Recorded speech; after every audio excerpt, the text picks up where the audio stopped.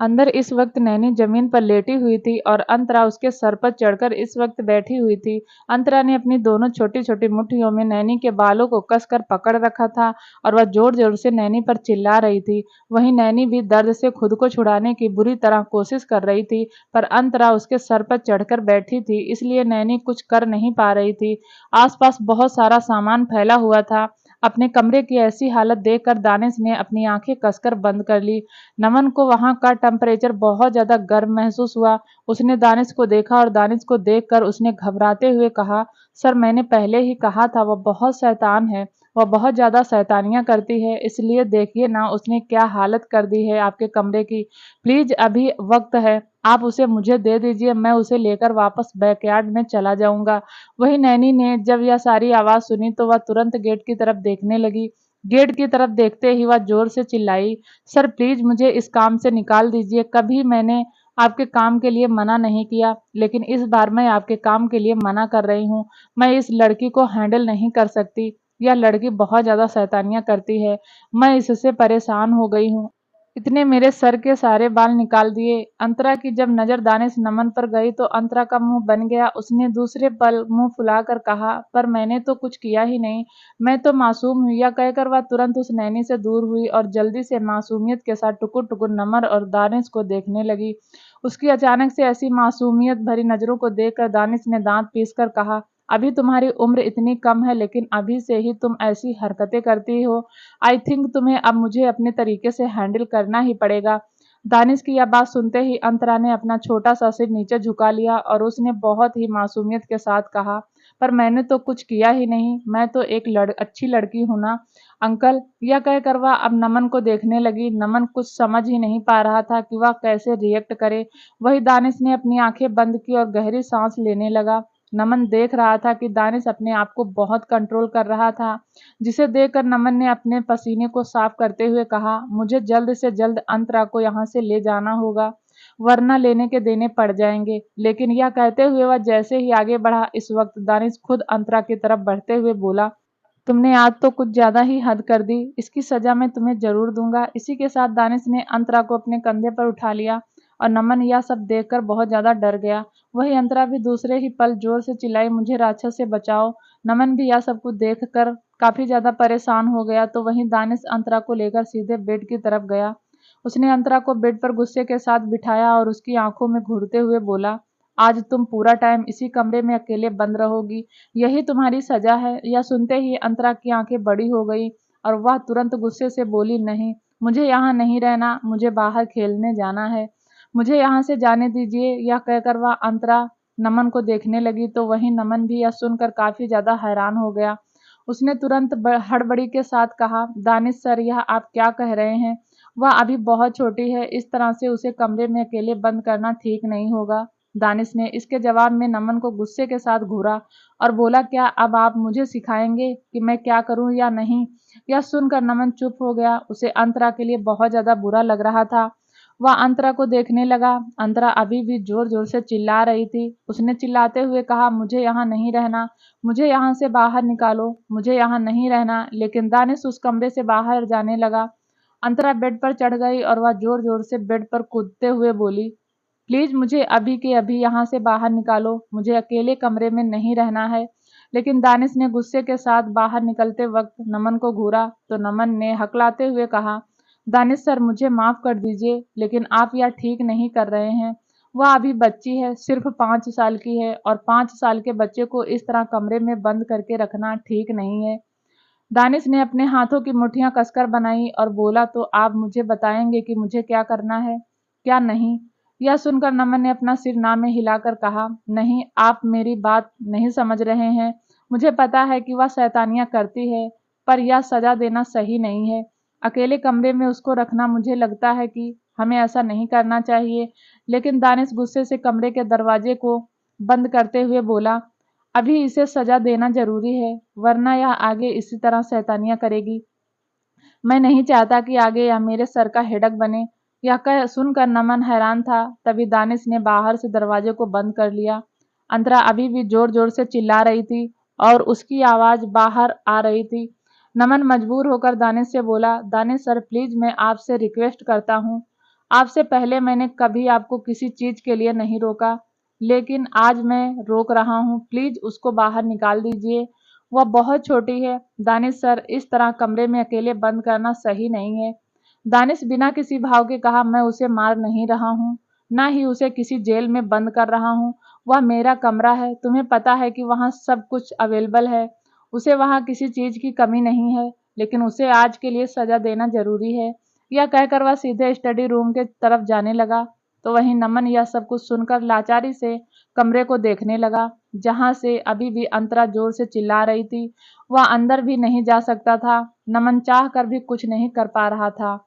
वह दानिश के खिलाफ जाकर भी नहीं जा सकता था, लेकिन वह अंतरा को भी ऐसे अकेले कमरे में नहीं रहने देना चाहता था। वह दानिश के पीछे जाते हुए अब रिक्वेस्ट करके बोला, प्लीज दानिश सर, मैं आपसे आखिरी बार रिक्वेस्ट कर रहा हूँ, आप उसे कमरे से बाहर निकाल दीजिए, वह सच में अकेले नहीं रह पाएगी। इसके जवाब में दानिश स्टडी रूम के अंदर बैठे हुए बोला, तुम डिस्टर्ब मत करो, मैं कुछ गलत कर रहा हूँ, उसे सजा देना जरूरी है।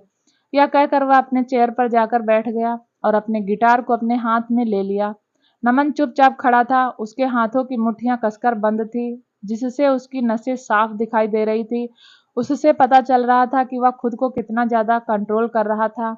फिर उसने बुरी तरह अपने होठों को भींच लिया और बोला, दानिश सर, मैं उसे एक बाप की तरह प्यार करता हूँ, पर एक बाप अपनी बेटी को ऐसे नहीं देख सकता। प्लीज दानिश सर, आपका उस पर कोई हक नहीं है, आप उसे मुझे साथ दे दीजिए। जैसे ही नमन ने हिम्मत करके यह बात कही, दानिश के भाव बदल गए। वह गुस्से से नमन को देखकर बोला, नमन अंकल, क्या आप मुझे जवाब देंगे? यह सुनकर नमन ने अपना सर ना में हिलाकर कहा, नहीं, ऐसी कोई बात नहीं है, मैं आपको जवाब नहीं दे रहा हूँ, बल्कि मैं तो आपसे बता रहा हूँ कि वह अभी बहुत छोटी है और उसे इस तरह अकेले कमरे में बंद करना ठीक नहीं है। दानिश बीच में उसकी बात बीच में काटते हुए बोला, मैंने ऑलरेडी आपसे कह दिया है, मैं उसे सजा दूंगा और उसे वह सजा मिलेगी। अब आप मुझसे ना तो बहस करेंगे, ना ही मुझे जवाब देंगे, वरना आपको पता है कि मैं उसके बारे में डैड से भी बता सकता हूँ, फिर वह हमेशा हमेशा के लिए आपसे दूर हो जाएगी। दानिश की ऐसी धमकी सुनते ही नमन हैरान रह गया और गुस्से से दानिश को देखकर बोला, दानिश सर, आप मुझे ऐसे धमकी नहीं दे सकते।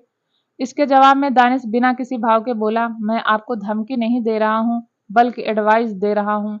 आपको अच्छे से पता है, अगर डैड को पता चला कि आप एक नाजायज और एक अनाथ बच्ची को अपने पास रख रहे हो, तो वह आपको उससे जरूर दूर कर देंगे। क्या आप भूल गए, आप और रोहित अंकल ने कॉन्ट्रैक्ट साइन किया था, जब तक आप दोनों मुझे प्रोटेक्शन देंगे, तब तक आप दोनों ना ही शादी करेंगे और ना ही अपनी फैमिली बढ़ाएंगे। अगर आप वह कॉन्ट्रैक्ट भूल गए हो, तो मैं आपको उसे अभी याद दिला देता हूँ।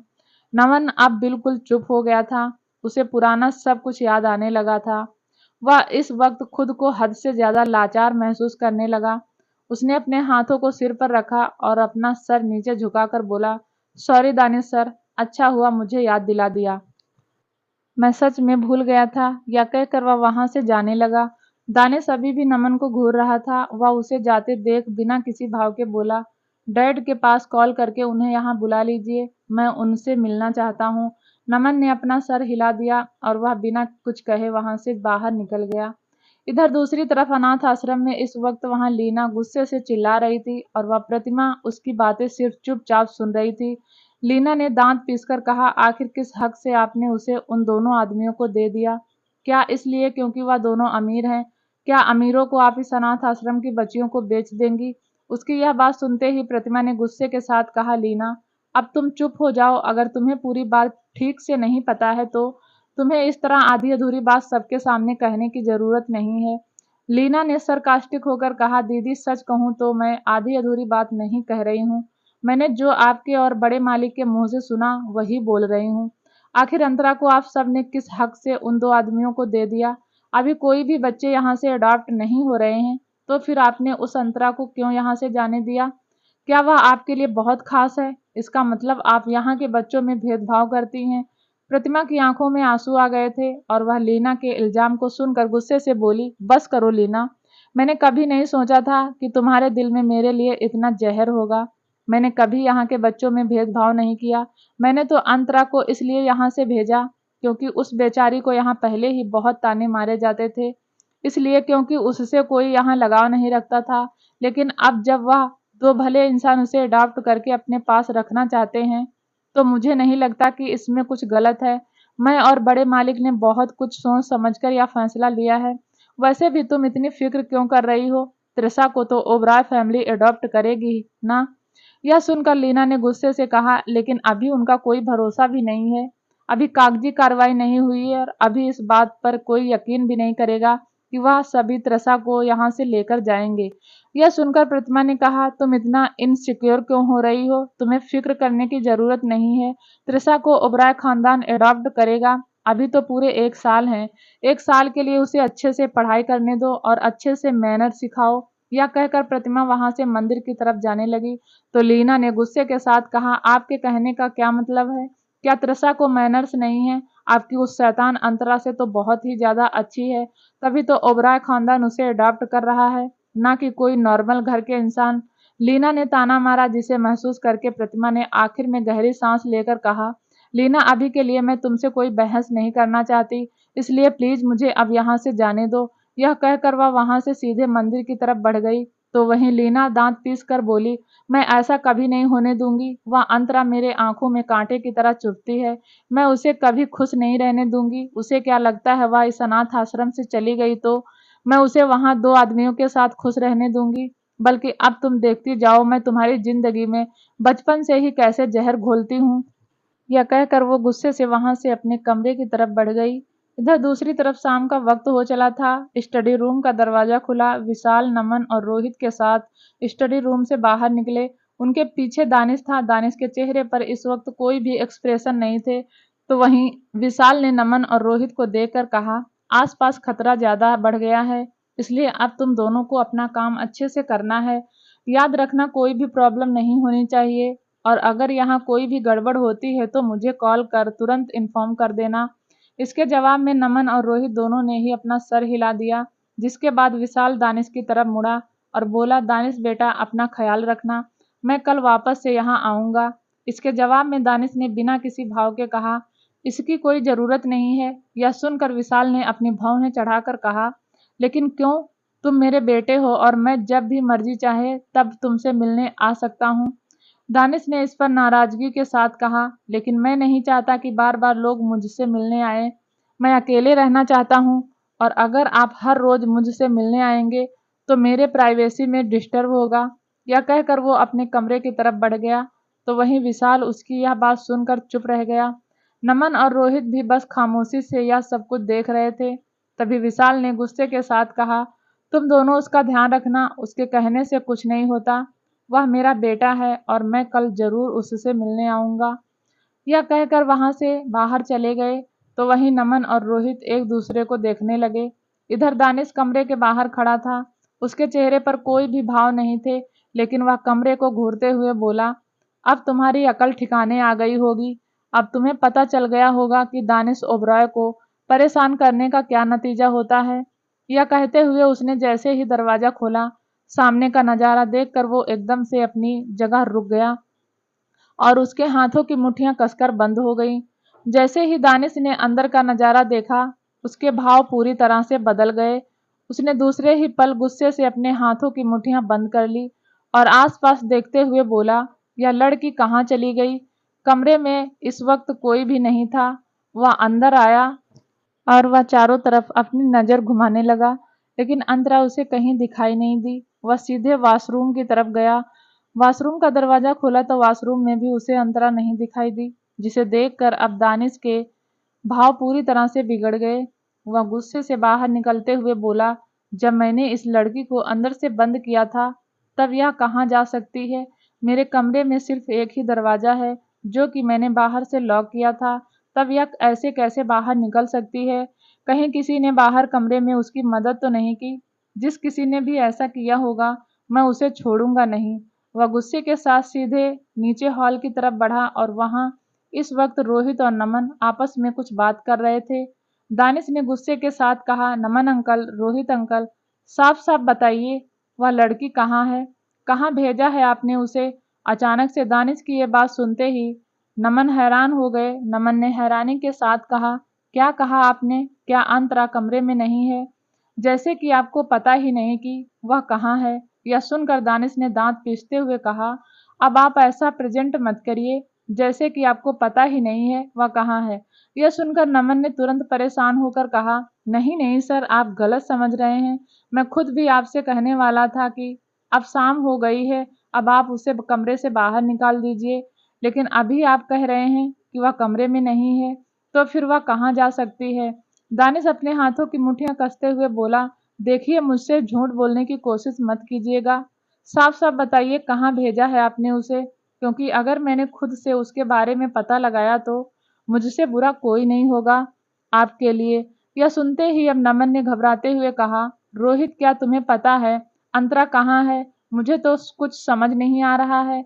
इसके जवाब में रोहित ने भी अपना सर ना में हिलाते हुए कहा, नहीं, मुझे भी इसके बारे में कुछ भी नहीं पता। दानिश नमन रोहित को ध्यान से देखने लगे। इस वक्त रोहित और नमन दोनों ही काफी ज्यादा परेशान दिख रहे थे।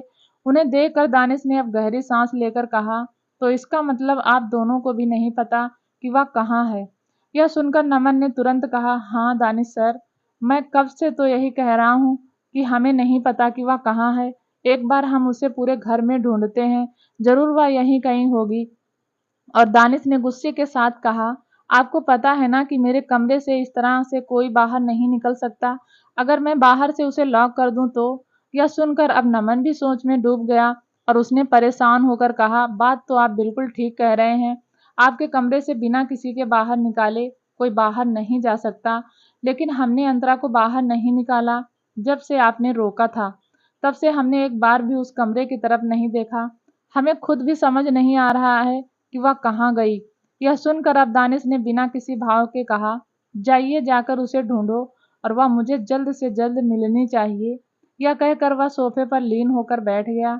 इस वक्त उसके चेहरे पर कोई भी भाव नहीं थे। तो वहीं दानिश की ये बात सुनकर नमन और रोहित दोनों ने तुरंत अपना सिर हिला दिया और वह तुरंत इधर से उधर अंतरा को ढूंढने लगे।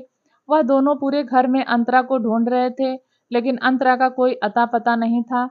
वहीं दूसरी तरफ ओबरॉय पैलेस में एक बार फिर से दृश्यम के रोने की आवाज पूरे पैलेस में गूंज रही थी। आज फिर से दृश्यम अंतरा के लिए जिद कर रहा था। वह पूरे हॉल में इधर से उधर दौड़ते हुए अंतरा का जोर जोर से नाम चिल्ला रहा था, मुझे अंतरा चाहिए, आप उसे अभी के अभी मेरे पास लेकर आओ। वह मेरी बेस्ट फ्रेंड है, मैं उसके साथ खेलूंगा। जब तक वह यहाँ नहीं आएगी तब तक मैं खाना नहीं खाऊंगा और ना ही दूध पीऊंगा। यह कहकर वह पूरे हॉल में इधर से उधर टहल रहा था। तो वहीं उसके पीछे इस वक्त रोली इधर से उधर भाग रही थी। वह लगातार दृश्यम को पकड़ने की कोशिश कर रही थी और उसे समझा रही थी, लेकिन दृश्यम समझने का नाम नहीं ले रहा था। तभी ध्रुव लिफ्ट से बाहर निकलते हुए बोला, मॉम क्या हुआ? दृश्यम इस तरह से रो क्यों रहा है? इसके जवाब में रोली ने परेशान होकर कहा, वह फिर से अंतरा के लिए जिद कर रहा है, मुझे समझ नहीं आ रहा है मैं क्या करूं। इसके जवाब में ध्रुव अंतरा के बारे में सोचने लगा। उसे याद आया कि उसने आखिरी वक्त में अंतरा को दानिश के पास देखा था, जिसे सोचकर उसने अब कुछ सोचा और बोला, क्या यह बिना अंतरा से मिले दूध नहीं पिएगा? इसके जवाब में रोली बोली, नहीं, तुम देख रहे हो ना किस तरह जिद कर रहा है अंतरा से मिलने के लिए। पता नहीं उस अंतरा नाम की लड़की ने क्या जादू कर दिया है मेरे दृश्यम पर कि वह किसी की बात ही नहीं मान रहा है। उनकी यह बात सुनकर अब वह कुछ सोच में पड़ गया और उसने कुछ सोचते हुए कहा, आप फिक्र मत कीजिए, मैं कुछ करता हूँ। यह सुनकर रोली ने ना समझी में कहा, लेकिन ध्रुव बेटा तुम क्या करोगे? तुम्हें तो पता है ना कि तुम्हारे डैड को अंतरा के नाम से ही नफरत है। तुम्हें याद है ना उस दिन वह किस तरह डांट रहे थे? उन्होंने तो यह भी कहा था कि अंतरा का नाम कोई घर में नहीं लेगा। तभी दृश्यम ने कहा, वह मेरी बेस्ट फ्रेंड है, मैंने उसे प्रॉमिस किया था कि मैं उसे डेली मिलने आऊँगा और उसके साथ खेलूँगा, पर कोई भी मेरी बात नहीं सुन रहा है। प्लीज़ आप कुछ कीजिए ना, आप मुझे अंतरा से मिलने के लिए लेकर चलिए। अगर मैं तुमसे प्रॉमिस करूं कि मैं तुम्हें अंतरा से मिलाने लेकर जाऊंगा, तो क्या तुम दूध पियोगे? जैसे ही ध्रुव ने यह कहा, दृश्यम की आंखों में चमक आ गई। तुम क्या कह रहे हो? तुम्हें पता है ना कि जब प्रॉमिस टूटता है तो वह कितना ज्यादा रोता है। तुम्हें अच्छे से पता है कि वादे टूटने से वह बिल्कुल भी खुश नहीं रहता। दृश्यम के अंदर एक आदत थी, जब भी कोई उसे प्रॉमिस करके उसे तोड़ देता था तो वह बहुत गुस्सा करता था। और वह हफ्तों तक उस इंसान से नाराज हो जाया करता था। मैं अपने भाई के बारे में अच्छे से जानता हूँ और मुझे उसकी इस आदत के बारे में भी पता है। लेकिन आपको यह भी पता है कि मैं कभी उसे झूठी प्रॉमिस नहीं करता, तो क्या तुम उसे अनाथ आश्रम लेकर जाओगे? यह सुनकर ध्रुव ने अपना सिर फिर से ना में हिला दिया। रोली को कुछ समझ नहीं आया। उसने ना समझते हुए कहा, तो फिर तुम क्या कहने की कोशिश कर रहे हो? मुझे तुम्हारी बात समझ नहीं आ रही है। इसके जवाब में ध्रुव ने कहा, पहले आप जाइए, दूध लाकर दीजिए। कुछ देर में वह नौकर के हाथों से दूध का गिलास लेकर आई और उसे ध्रुव की तरफ बढ़ाते हुए बोली, दूध लेकर आई हूँ। ध्रुव ने उसे दृश्यम की तरफ बढ़ाते हुए कहा, लो पहले तुम दूध पी लो, उसके बाद मैं बताऊंगा कि मैं तुम्हें कब अंतरा से मिलाने लेकर जाऊंगा। अंतरा से मिलने जाने की बात सुनकर ही दृश्यम बहुत एक्साइटेड सा था, इसलिए उसने जल्दबाजी में दूध को एक ही सांस में पी लिया। यह देखकर रोली ने हैरानी से कहा, ओ गॉड, इसे यह दूध पिलाने में मुझे घंटों लग जाते हैं, लेकिन यह अंतरा के नाम से कितनी जल्दी दूध पी गया। सच में उस अंतरा नाम की लड़की ने तो मेरे बेटे पर वाकई जादू कर दिया है। तभी ध्रुव ने दृश्यम को देखकर कहा, अब क्या तुम मेरे साथ चलने के लिए तैयार हो? यह सुनकर दृश्यम तुरंत सोफे पर चढ़कर कूदने लगा और एक्साइटेड के साथ बोला, अंतरा से मिलूंगा, मैं बहुत खुश हूँ। मैं अपने दोस्त से मिलूंगा, अपने दोस्त के साथ खेलूंगा, मैं बहुत ज्यादा खुश हूँ। यह कहते हुए वह जोर जोर से तालियां बजाने लगा। इस वक्त वह खिलखिलाकर हंस रहा था।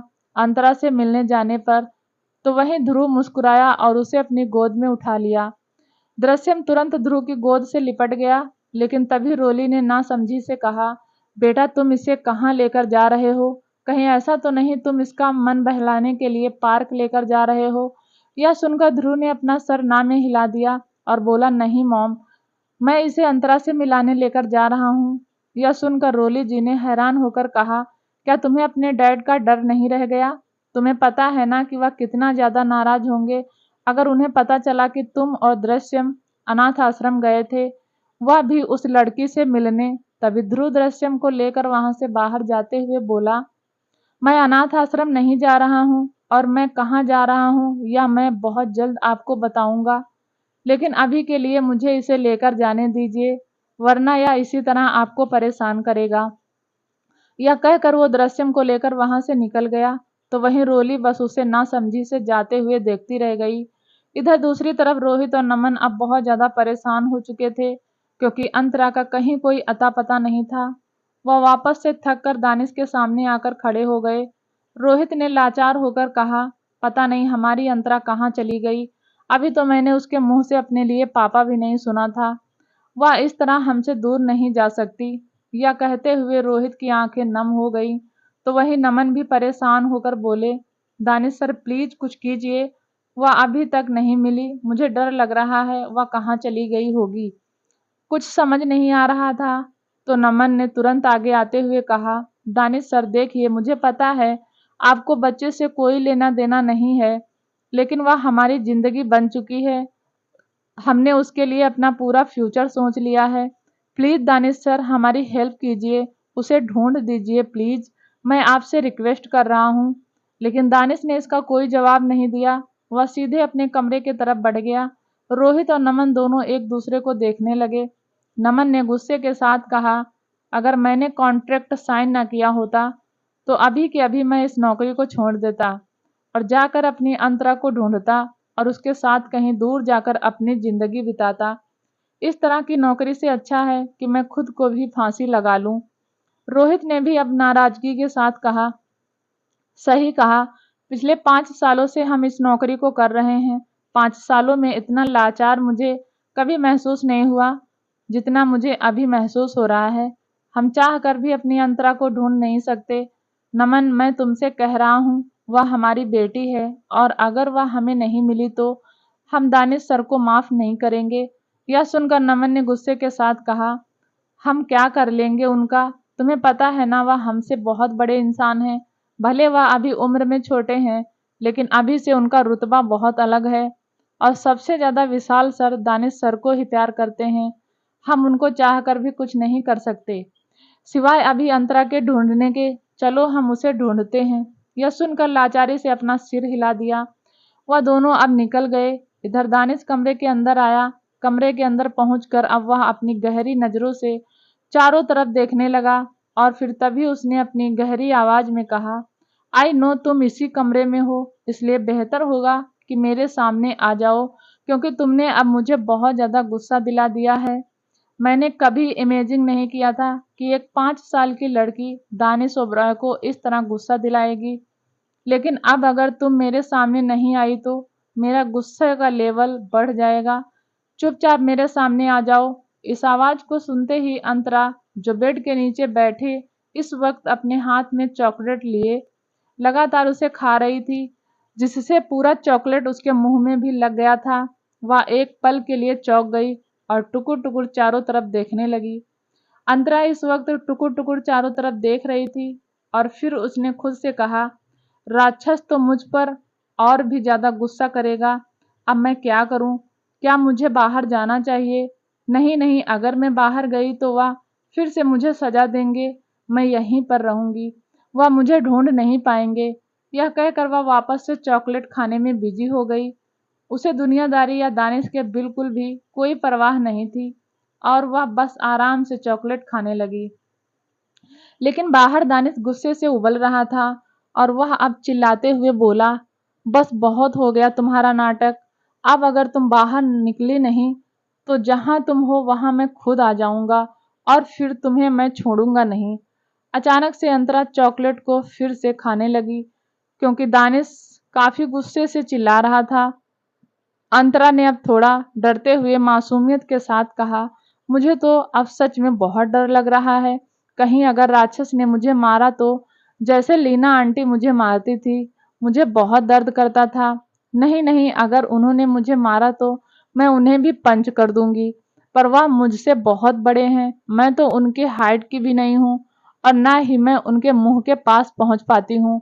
मैं तो छोटी सी हूँ, मैं सिर्फ उनके पैर तक पहुंच पाती हूँ।